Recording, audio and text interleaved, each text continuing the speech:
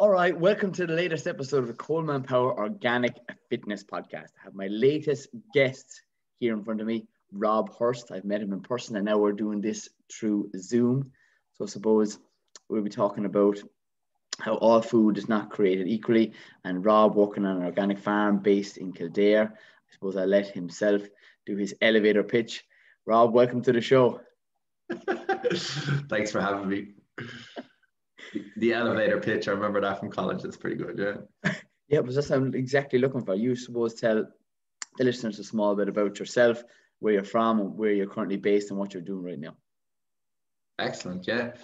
So obviously, yeah, I'm Rob Hurst. I'm an organic farmer here at Featherfield Farm in County Kildare. We're based in Lullymore West. My dad owns the farm with his wife, and I've been working here for about the past year. I suppose before that, I was a personal trainer, and I have a diploma in nutrition and lifestyle coaching as well. So I was doing all that in Dublin, working with clients one-to-one and working in a gym, teaching classes. And then the pandemic hit, and things got shook up quite a lot. And long story short, yeah, I got back in touch with my dad, and the opportunity arose. So here I am. And now I work extensively and exclusively with organic animals. So here on the farm, we do organic Dexter beef, we do organic chicken, organic lamb, organic eggs, and then we have our own beehives, and we make our own honey as well. So. Love it. And I suppose there's future talks about setting up seminars and weekends up there that I'll be involved in as well. And just because of COVID, they kind of got postponed, but they'll be coming in the near future. So stay tuned for those. Yeah, absolutely. So we're quite unique in terms of farming. So we have our own farm shop in the farmyard. We sell all our produce through the shop. So we are a farm that sells direct to the customer, cuts out the middleman. But it's also what we consider ourselves to be a bit of an education center here as well. So in the past, we've done poultry keeping courses, vegetable growing courses, beekeeping courses. And we're looking to continue to do that in the future. Obviously, things have been a little bit derailed because of COVID.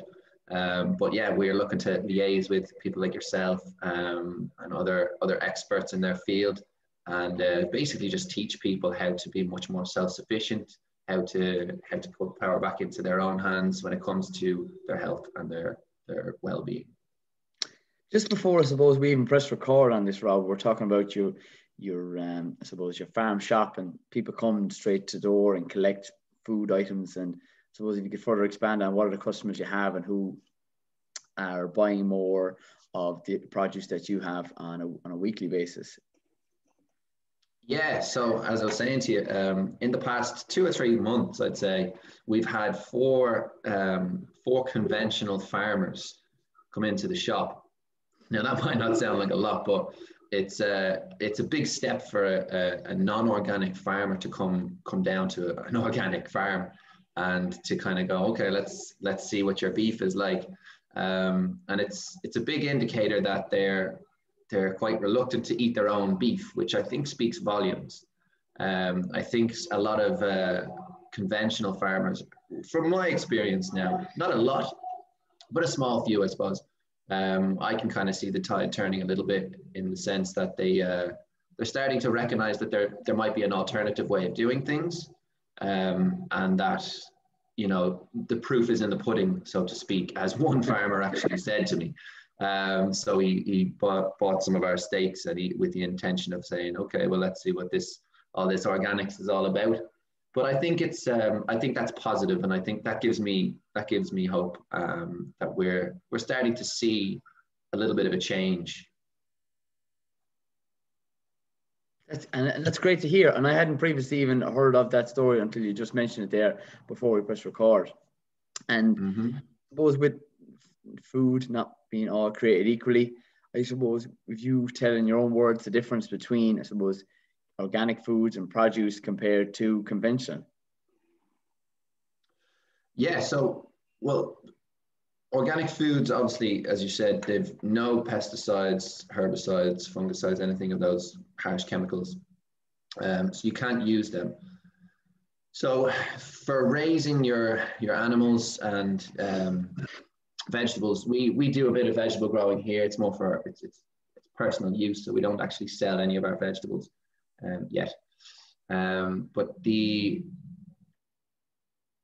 intensive with organic farming. A lot less time spent in the tractor pressing buttons, and a lot more time with a fork in your hand, digging, turning over the soil.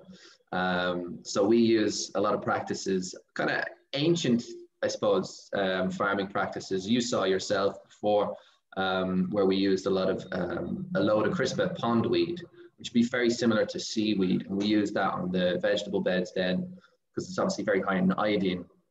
And that leaches then into the soil and gives the soil much more minerals, vitamins, the nutrients that it needs and that it has lost from the previous crop. So all these little farming practices with organics, it culminates and comes together to create a more nutrient dense end product, which is what we're all about here, basically. Yeah, and that's brilliant to hear that you're bringing in practices such as using things that are on site and being able to, I suppose, have a circular system. And yes, with what I would like to touch on is, suppose, who are your clientele that are buying these foods, that are a younger generation, or are they more family based? And I suppose even touch on, like, with yourself as a prime example, what was your previous diet like to what it is right now? Yeah, we have a lot of families that come through the shop. A lot of, just the other day we had a mother and two small kids. It was actually gorgeous because the kids were, I'd say they're about 5 and 8. The older one, the 8-year-old, let's say, he was really inquisitive as to what's the difference between organics and non-organics. Because when he heard me saying we have organic Dexter beef here, and he was really like asking loads of questions, and turns out that he was actually, as an 8-year-old, into growing vegetables himself, which was and again, coming from Dublin, these are things you don't really hear. An 8-year-old up in Dublin just wants to play Fortnite all the time and Cheetos, you know what I mean? So when you hear an 8-year-old saying that he's growing his vegetables, it's a nice, it's a breath of fresh air, I suppose. And then in terms of, I suppose, my own diet, yeah. So when I was living in Dublin, you know, I've always been health conscious ever since I'm 31 now. When I hit about 25, I really started to kind of knuckle down when it came to my health. That's when I did my personal training qualification. I became much more health conscious and health focused. So yeah, my diet naturally improved, but I was still eating non-organic foods. Obviously, I was eating vegetables, fruits, you know, complex carbohydrates, things of that nature, things that we think of as a healthy diet. You know, the typical food period or food pyramid kind of thing. And you know, I was feeling better for it, but ultimately, there's so many things hidden in our foods these days, and obviously, as you mentioned, the foods being sprayed with chemicals. I mean, how is it that we are raising food with chemicals, that we wear a mask when we're spraying them, and then that's okay to eat, you know? So I stopped eating non-organic foods, and Lidl and Aldi are great because you can get particularly Lidl, because when we go into, me and my girlfriend, we go into Lidl these days, we literally, I refer to it as green mode. So in Lidl, when you go around the aisles, you can, the big white A4 sheets of the pricing, say courgettes or peppers or whatever it is, the organics is all in a green label. So that means you can actually kind of filter out all the white and just focus on the green. And that way, I think that's a really good technique to use when I go into Lidl. And that way, we're just only exclusively buying organic products. And that way, we're filtering out any unnecessary crap. I don't even look at it. The selection in Lidl is a lot better than it is in Aldi, but it's getting better. The supermarkets are getting more organic products in, which is good to see. But yeah, in terms of my own health, I've noticed a lot of differences. I've a lot more energy these days. That's probably to do with farming as well. I'm constantly lifting, twisting, pulling, everything. So I'm very active, much more active now than I was when I was a personal trainer, ironically. But my health has improved. My energy has improved. I've lost fat around my midsection, so my abs are starting to come through again. Big difference with my girlfriend, and she's noticed a lot of weight loss, sleeping better, bloating has gone. She used to get quite bloated after, she loves a carbonara, you see. So with pasta and bread and things of that nature, she would bloat afterwards. And now that's all gone. Her digestion has massively improved, sleep has improved, and she's lost so much weight. And she's feeling altogether much better. And that's a testament to, she hasn't even, that's not even counting calories. That's literally switching from organics to non-organics.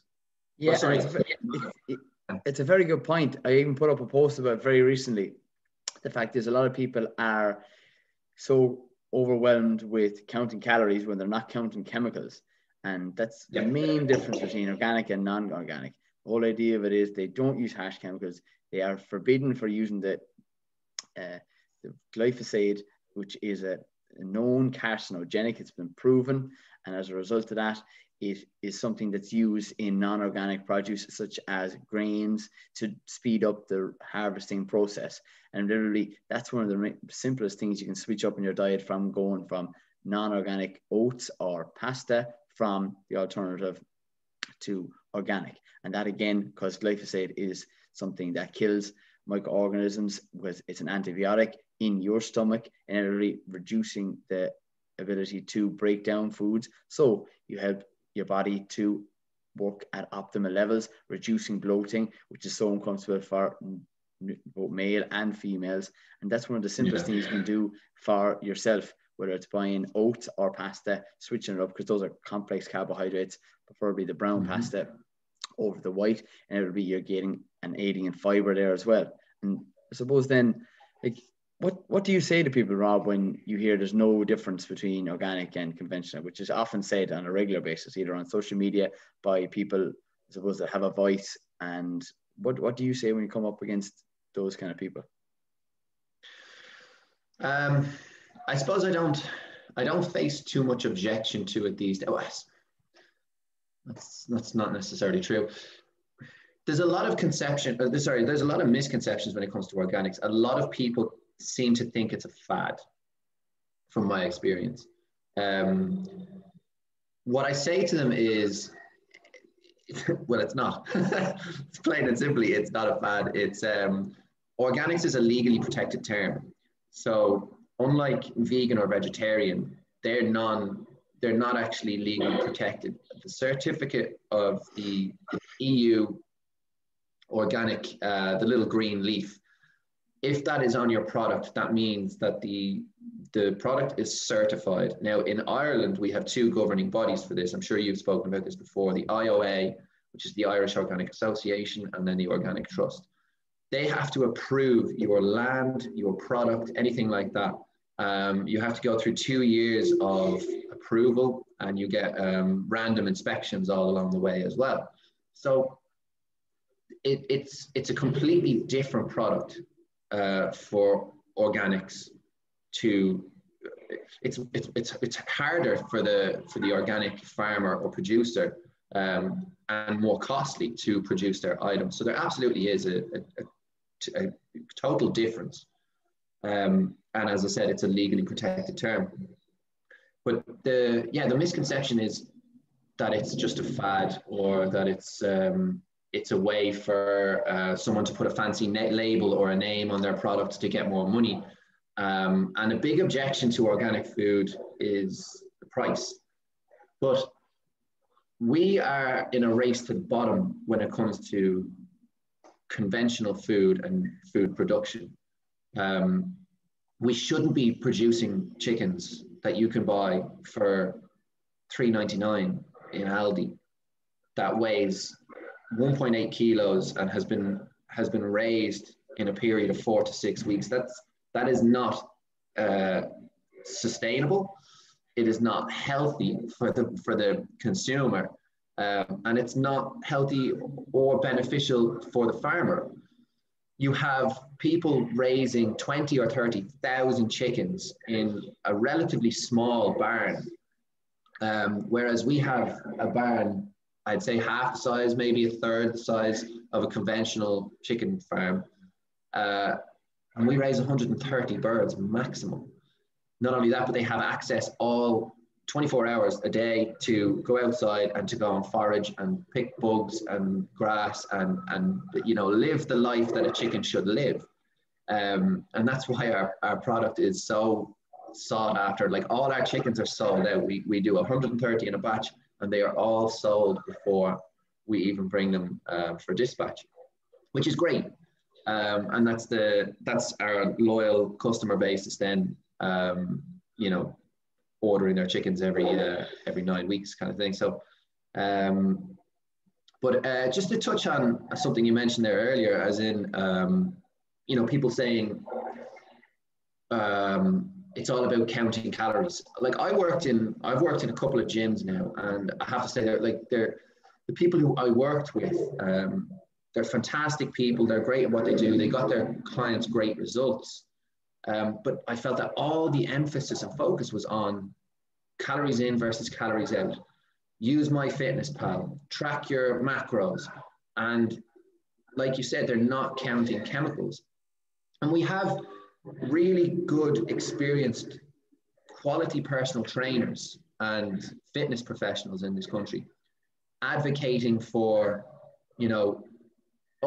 if you're hungry, snack on a Twix bar, or have a Fulfill bar, one of these protein bars. They're full of sugar and chemicals. There's about 40 ingredients on the back of the packet, and that's not taken into consideration in people's health. And in my opinion, we should not be advocating for people eating Twix bars or Fulfill bars or packets of crisps because they're low calorie. We should be emphasizing eating organic foods that are not sprayed with chemicals, and then maybe we'll see where you're at a little bit further down the line, and then we can see calorie wise, do we need to adjust to increase your calories? Do we need to decrease your calories? Does it fit your training? Does it fit your lifestyle? But as I said, I think there's a lot of fitness professionals and personal trainers that are not focus. You're great point, Rob. It's more the emphasis that we cannot talk about health or even optimal health without mentioning the word organics. For people that are mentioning you should eat spinach more so, or you should eat more vegetables in your diet, how and why are they not mentioning you should eat the best quality foods you can possibly get, local, fresh, organic produce, whatever diet that you pick, whether it be the standard diet, whether it be a vegetarian or vegan for ethical reasons. The thing is, it has to be a focus in on whole foods that don't contain harsh chemicals, that are not only beneficial for you, they're also beneficial for the environment. And for people to recommend go to a store and pick up an item for 49 cents, food shouldn't be cheap. Whether it be meat source, whether it be a vegetable or a fruit, the whole idea of it is it takes a huge amount of effort and consistency, whether you know that from growing your stuff yourself, your produce yourself. It shouldn't ever be cheap. And if it is cheap, the whole thing about it is the price is not paid at the counter. It's paid long before that, whether it's being the soil or the farmers losing out, or it's being subsidized, or it's a loss leader. Too many people expect things to be cheap. It shouldn't be. Food is never cheap. And like I'm going to say, Rob, in our generation, we're missing out on that big time. And our parents and our grandparents before that, they always had chickens. They all had pigs. They had fruit trees around their garden, whether it be gooseberries, red currants, black currants, picking berries off the side of the road, the ditches, and those are going to be coming up. And again, those things are free. All you need to do is go outside and pick them yourself. And you think, oh, Coleman, I'm hardly going to eat all these right now. get a bag, freeze them, and you have them throughout the winter. You're making smoothies that are literally 100% chemical free. As a result of that, you're gaining the major advantage of antioxidants, fiber, all good for gut health. We're missing out on, I suppose, the best type of foods to improve your overall health. And for people to recommend people to improve their diet and not mention organic foods is ludicrous in my eyes. Absolutely. I mean, you consider one product alone, which is rapeseed oil. So like rapeseed oil, I mean, if you buy non-organic rapeseed oil, you're probably paying about €1 less than you would buy for an organic rapeseed oil. But non-organic rapeseed oil, from what I understand, it's not uncommon for that in that plant's lifetime from seed to harvest to be sprayed with glyphosate around about 13 or 14 times. I mean, that's absolute lunacy. And so if you're paying €1 extra for organic rapeseed oil, it's €1 extra for like far less chemicals and poison going into your body. And as there's a funny meme I've seen floating around on the internet.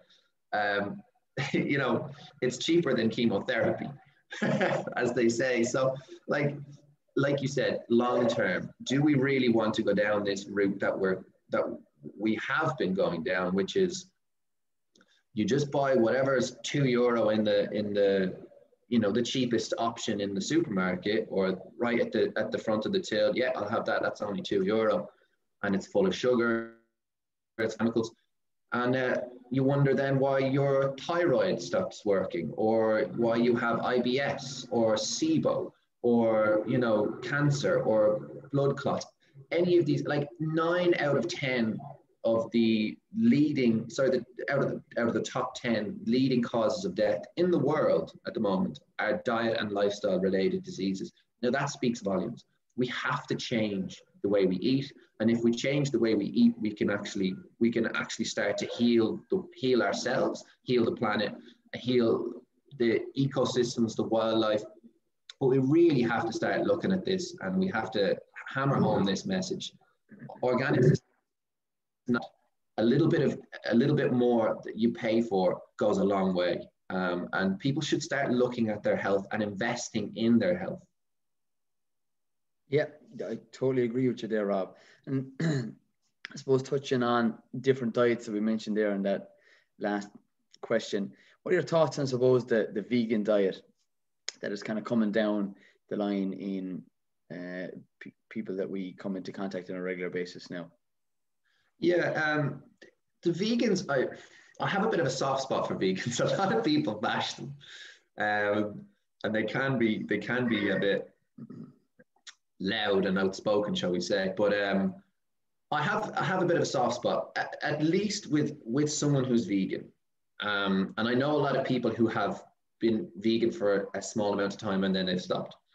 At least with a vegan, they're doing something for their health. They're trying to be conscious in some way. They're conscious, whether it's for animal welfare or for climate change or whatever their reason may be. They are looking at their health, and they're actively trying to be more healthy and look after their health and well-being.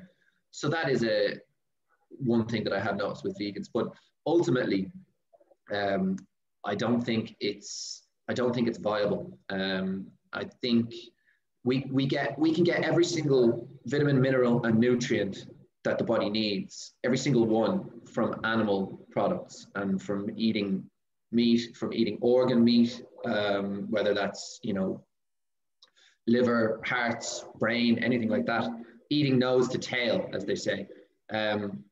You get every mineral, vitamin, and nutrient the body needs that way. Whereas you can't get everything you need from a strictly vegan only diet, and you have to supplement heavily. And from what I understand, most people do it wrong. Rob, that's the best way I possibly could have put you. And I asked you that question because that's a difficult question to answer, especially being a producer of meat. I asked you that off the bat. I have no questions prepped for Rob. I just write a couple of notes down here, and I would have the similar. thought that if everyone went vegan overnight, the whole idea that we need animals to produce manure so that we can fertilize the soil, they have to be incorporated in. Whether you eat them or not for ethical reasons is totally up to you. I'm not a vegan or vegetarian. I have a preference towards a high vegetable diet. Why? Because vitamins and minerals are found in that. Also, in meat sources, they contain complete protein sources, which people are not eating enough of. You can get them from the likes of mixing grains and nuts and legumes, but it just makes it a little bit harder. That doesn't mean you shouldn't do it. Most people don't understand enough about foods to pick a diet, and that's why I try to get people to educate them towards knowing what foods contain what, and as a result of that, eating the best type of foods that they possibly can that suits them. Some people don't like to eat meat, that's fine. Some people tend to undereat, and that's important too, to really get people to eat foods that more so benefit them as well as the environment, and that comes down to local, fresh and organic produce, whatever I suppose diet that you pick in your future. Yeah, I mean, we evolved to eat meat, and then the idea for vegans to all of a sudden suggest that, you know, we shouldn't be eating meat. For me, it doesn't make sense. For example, with our cattle, as I said, they're 100% grass-fed throughout the year. We use Dexters, which are a hardy breed. Their breeding lineage has been pretty much untouched for the past 200 years. They're native to Ireland. They're absolutely thrive in hard conditions, so we don't even house them during the winter. They love lying out there in the field in the snow.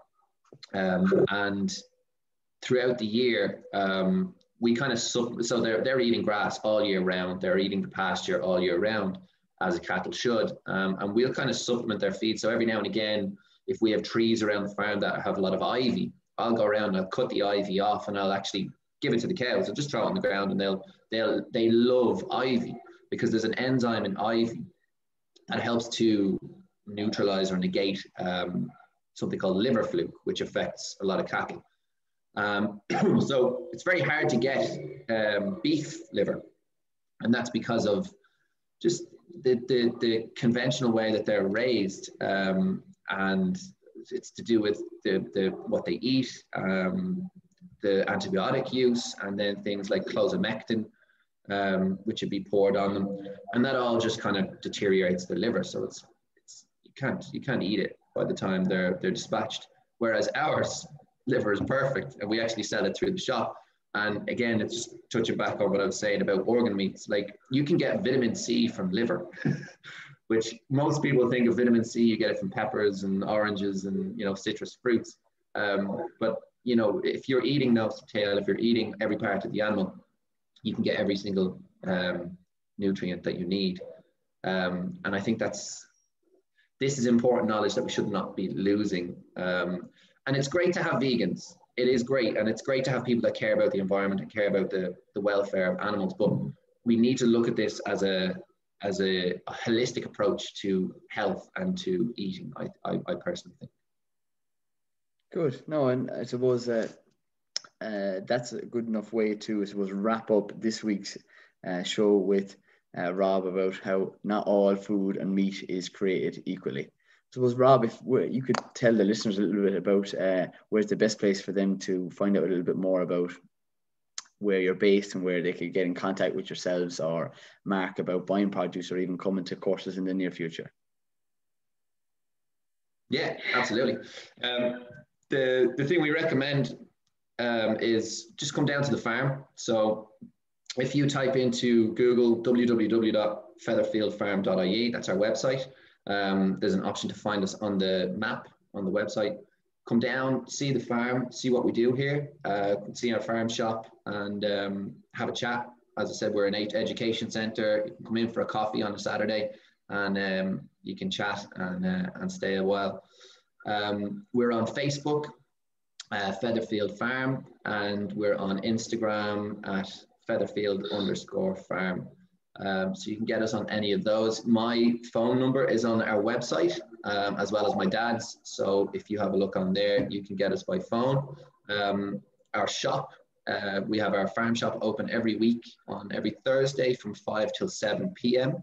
and every Saturday, 10 a.m. till 12. So yeah, just give us a call if you need to come down outside those hours, and I'll be happy to let you in. Well, Rob, I tell you, it was a pleasure to have you on the podcast, and I always wrap up the show by saying, stay tuned, stay classy, and keep it organic.